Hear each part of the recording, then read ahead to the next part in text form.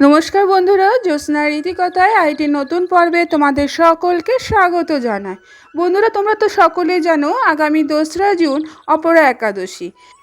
এই একাদশীতে ভুল করে কোন 5টি কাজ করবে না যার ফলে তোমাদের জীবনে আসতে পারে নানা রকম সমস্যা, এই সমস্ত তথ্য আজকের পর্বে তোমরা জানতে পারবে। তাই ভালো লাগলে অবশ্যই শেয়ার করে দিও, লাইক করে দিও, আর পাশে রাখা বেল আইকনটিকে প্রেস করে রেখো যাতে পরবর্তী ভিডিও নোটিফিকেশন সবার আগে তোমাদের কাছে পৌঁছে যেতে পারে। বন্ধুরা, অপরা একাদশীর উপবাসে তোমাদের বিশেষ কিছু বিষয় খেয়াল রাখতে হবে, যার কারণে সামান্য ভুল করলে উপবাস ভেঙে যেতে পারে। বিশেষ করে অবিবাহিত মহিলারা উপবাস পালনের মাধ্যমে সৌভাগ্য অর্জন করতে পারে। এই উপবাস সম্পদ সমৃদ্ধির জন্য উপকারী বলে মনে করা হয়। অপরা একাদশীর দিনে এমন কিছু কাজ করা নিষিদ্ধ যেগুলো করলে তার জীবনে আসতে পারে নানা রকম সমস্যা।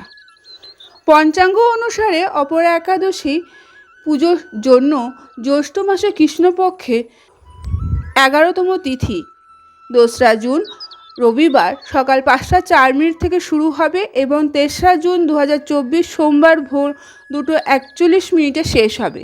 এমন পরিস্থিতিতে তোমরা 2রা জুন একাদশী উপবাস পালন করতে পারো।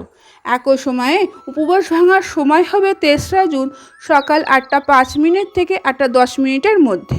বন্ধুরা, অপরা একাদশীর দিন ভুল করেও এই 5টি কাজ করবে না। যেমন ধরো, অপরা একাদশীর দিনে চাল, উড়দ ডাল, মুসুর ডাল, রসুন, পেঁয়াজ ও লবণ খাবে না, এগুলো খাওয়া নিষিদ্ধ। একাদশীর দিন ব্রহ্মচর্য পালন করা খুবই গুরুত্বপূর্ণ।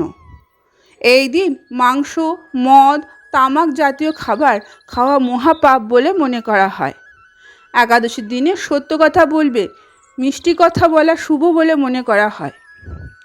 আবার একাদশীর দিন রাগ, লোভ পরিহার করা উচিত।